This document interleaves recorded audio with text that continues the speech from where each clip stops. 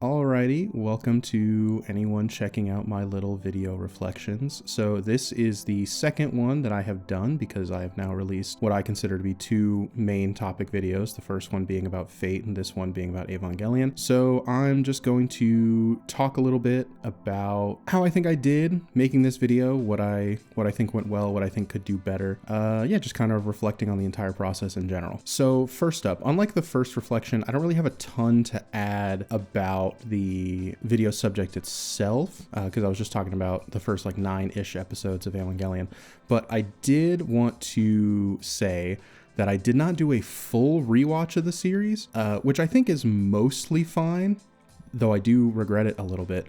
I knew I was going to be binge watching it with a friend soon, so we could go to End of Eva. They had a rescreening recently. And so I figured I would just watch the first 9 episodes to kind of refamiliarize myself with the series up to where I was talking about. And I was mainly trying to gauge like how much they talked about instrumentality, because that was a big part of my video. I don't think anything I said was wrong per se, but I do fear my quick characterization of Asuka was not the best. I was really just describing her as we met her, and by that point she'd only been in 2 episodes. So Asuka is one of my favorite characters of all time. And upon watching more of the series, I realized that my kind of quick description of her may not have been indicative of that, especially because time had kind of softened me, or more accurately, I kind of forgot just how bad Shinji is with like his relationship to the women in his life. And so having only watched up till episode 9, having not seen End of Eva in a little bit, I worry that I glossed over his own failings when it came to the relationship, especially like I said, like Asuka doesn't do him any favors, which I think is true. I think part of what makes Asuka really interesting is that self-contradicting nature to her, how often she does like fail to communicate what she really wants. And it comes from a place of fear, but it's very interesting. But I worry that I placed a little bit of the blame on what Shinji does to her onto her in the video, which was not my intent at all. That wasn't really the focus of the video, so I'm not really sure how much of that I should have gone into, but I just remember as I finished up the series and thought about End of Eva a little bit more, it kind of left a bit of a bad taste in my mouth as I was like putting the video together post script recording. So I figured I would just kind of get that out here. So the bulk of this is probably going to be me talking about some of the production stuff. Right off the bat, I do want to say that this was a bit of a rush job, which,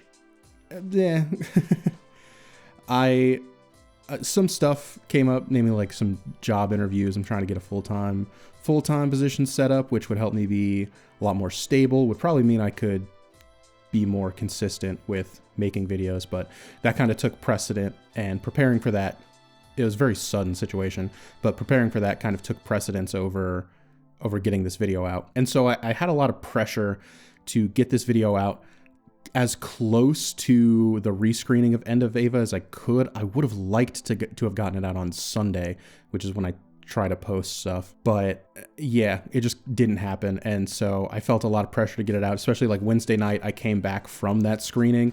Most of it was already together. I just had to put a couple of things on. And I got it out as soon as I can. So yeah, it's a bit of a rush job. My kind of ethos around that, I try to make these videos as best I can, but like once they're out there, I'm not one to kind of take them down and do any minor fixes. So there's already some things that I kind of wish that I'd put in, some little touches that I think I forgot. There's some like frames of black in between clips that I missed. There's the audio, which I'll get into in a second, and then some other on-screen displays that I wanted to put up that I forgot about. But I'm kind of just treating all of this as a learning experience, trying my best, learning as I go. But figured I'd open with that.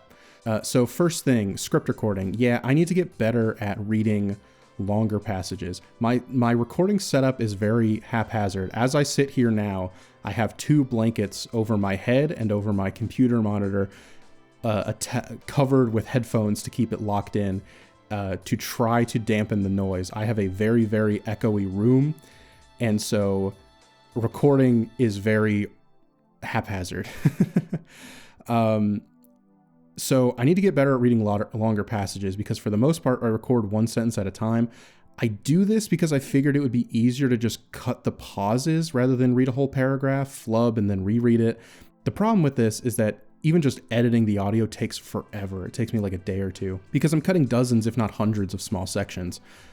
Plus, I think that causes some of my personal annoyance with like my cadence, because rather than one passage that flows how I wrote it, the energy of every sentence gets reset every time. Yeah, so I want to get better at forcing myself to record at the very least paragraphs and not just sentence by sentence. In a similar vein, I was trying to fix any clicks by ear, and I had only considered like the natural clicks that I make with like my tongue, but there were some sounds that I didn't really catch this time until the editing phase. I don't know if they were in my first couple of videos. I think I was a lot more clinical when I was doing it, so maybe I avoided it. But yeah, I found out about like 0 points and stuff. I know it sounds silly. Plenty of people probably already know about it. I didn't know about it. And so I just kept hearing these really weird clicks that weren't from me talking. And yeah, so I found out what they are. I found out how to edit that, or edit around that when I'm cutting down the audio. So it will not be a problem in the future. I went back and took out some of the more egregious ones from the recording of this video that I could find, but I didn't get all of them.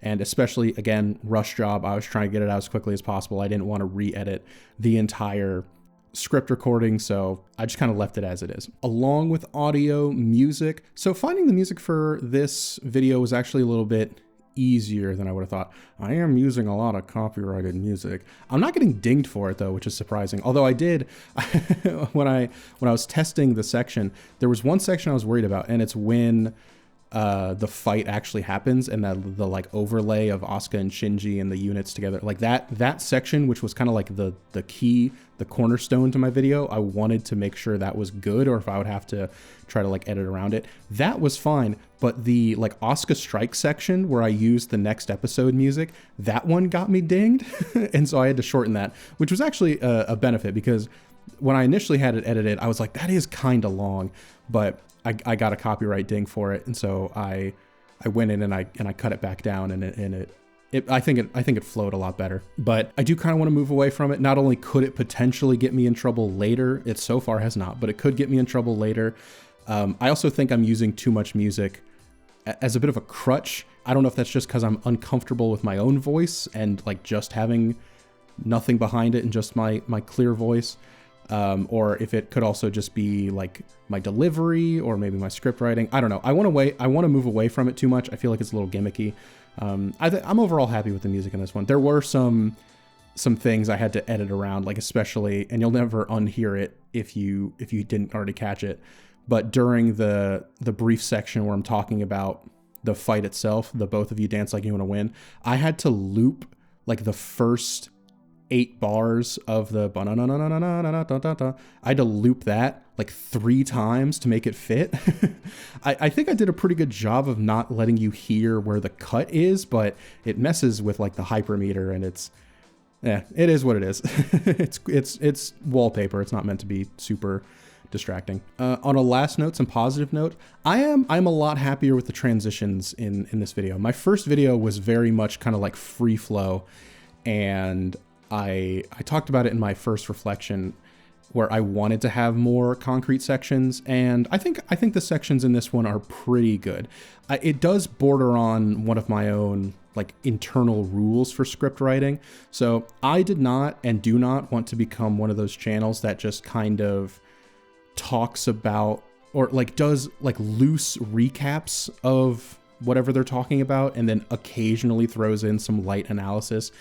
That is the complete opposite of what I want to do. So I was nervous that this video aired a little too close to doing that, but I don't think that's the case. I think everything I talked about was focused on my main point, because early in the script writing process, I kind of decided that I just wanted to write it in a way that my points became clear when I played the relevant section of Asuka and Shinji and them synced up during the big fight.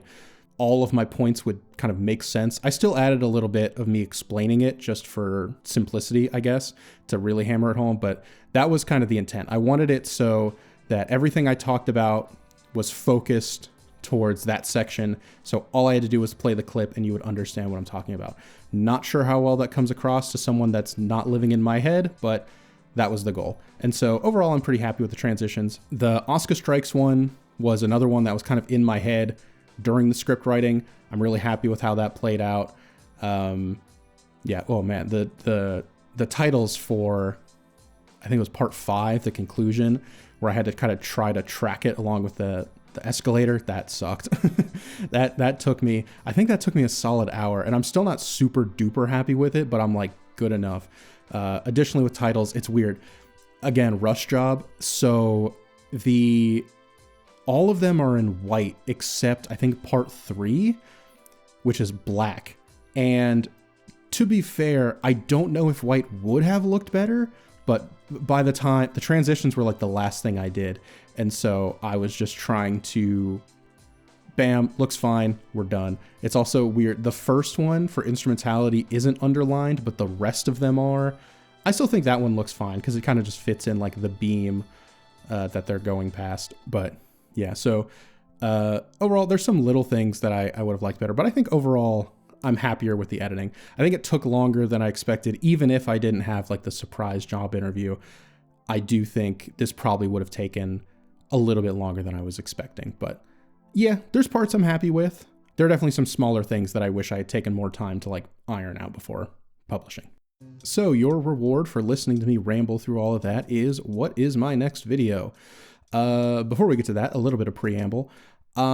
So when I made my first video, I was pretty confident I was going to do a video about Ava because I knew the end of Ava rescreening was coming up and I wanted to try to catch that. I actually had 2 video ideas. I was going to try to get 2 videos out. This one and then a shorter one about Death and Rebirth, which I might save and redo later at some point, but ultimately pitched that as stuff got really, really busy. But so even though I asked for like audience feedback at the end, I already knew which one I wanted to do. And so for this one, I decided not to do that.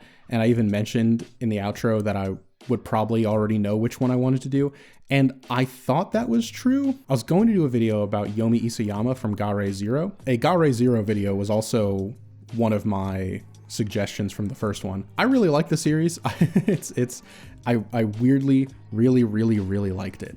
And I started reading the manga. I did not finish it, but I did start it. And so I knew I would have to finish the manga to do that. I opted to just kind of take a look at what the trajectory of the series was, because where I was at in the manga, I was like, Yomi does not play a super big role in the manga. And so I looked into it and I ultimately lost confidence in doing a Gare video, at least for right now, because at the very least, what I wanted to talk about does not seem like the rest of the work kind of backs up my initial claim. And I really didn't want to start a series and just kind of have to find something to talk about, right?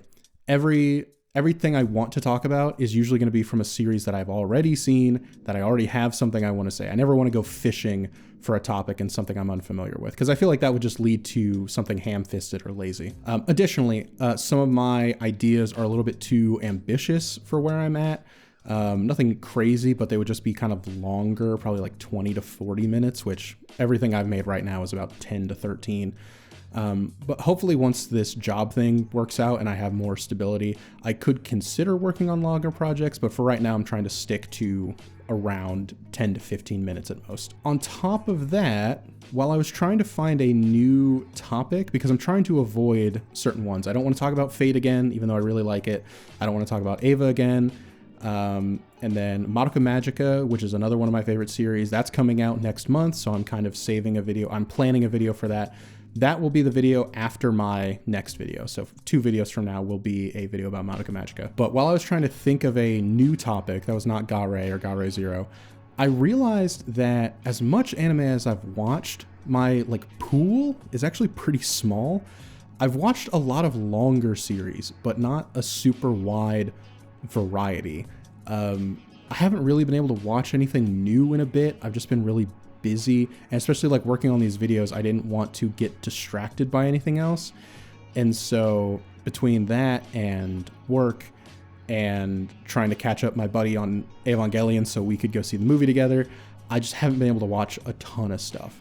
And even when I have my friend over, we're usually watching stuff that I've already seen that I want to get him into, because he has even less time to watch stuff. And so, yeah, it just kind of made me realize that this is my main hobby, but I really haven't found the time to engage with it. So in an effort to curb this, I have made a little wheel of every Blu-ray series that I have not watched and do not own the manga to. So this is not going to be my next video, but I will announce that soon. I do know what I'm going to do, but this will not be my next video. This is just me trying to figure out what I want to watch next. I have real like analysis paralysis, and anytime I step into my library, I just kind of get overwhelmed with how much stuff I have. So this is all of the series that I have the Blu-ray to that I do not have the manga for.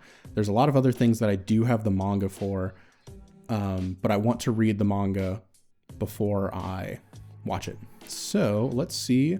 The next thing I'm watching is Wheel Time.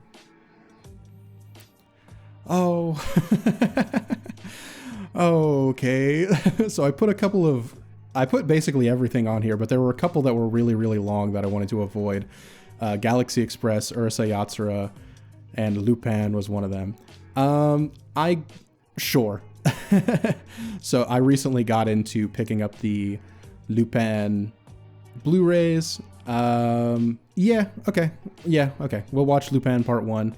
I don't think that's that long. Part 2 is like 109 episodes, and that hasn't been on Blu-ray yet, but all right, so I guess I'm checking out Lupin. So now for what you've all been waiting for, my next video will be about romance. Specifically, I'm going to be talking about Bakemonogatari and Kaguya-sama. So there are elements in both of those stories that, for me, I find really engaging beyond just, I want these two characters to get together, right? So like Marian and Gojo from My Dress Up Darling, very cute, very wonderful series. I enjoy it a lot. I want to see those two get together. Same with like Momo and Okarun from Dandadan. Great, love them, want them to work everything out, live a happy life together. But with Bakemonogatari and Kaguya-sama, there are elements in the text that engage me more than that, right? And it's not story stuff. I guess it kind of is story stuff for Kaguya. I'm not going to spoil it. I don't want to explain my entire thesis here, but that's the gist. So yeah, the next video will be about romance, specifically about Kaguya-sama and Bakemonogatari, and how they engage me / the audience beyond simple getting together. So keep your eye out for that. I hope to get that out Sunday, as in a week from now. This video should be posted on Sunday. I'm recording this on Friday. Yeah, so I hope to get that out by Sunday. I don't think that'll be too bad. That should be pretty straightforward, but keep your eye out for that. I would be surprised if this is the first video you're seeing from me. You probably got sent here from the Ava video, but if that's all you've seen, or if this is all you've seen, I do have a video talking about Fate and how to get into Fate, trying to uncomplicate it, because I know when Strange Fate came out, there was a lot of conversations about, where do I start? It's so complicated. You can just start with Strange Fate. And I felt very frustrated with that, and so I made my own video trying to get people into the series that I like very, very much. If you're interested in what I've posted so far, or if you are interested in what the next video is, that whole romance thing, go ahead and subscribe and check it out when it's posted. That's all I've got for now. See ya.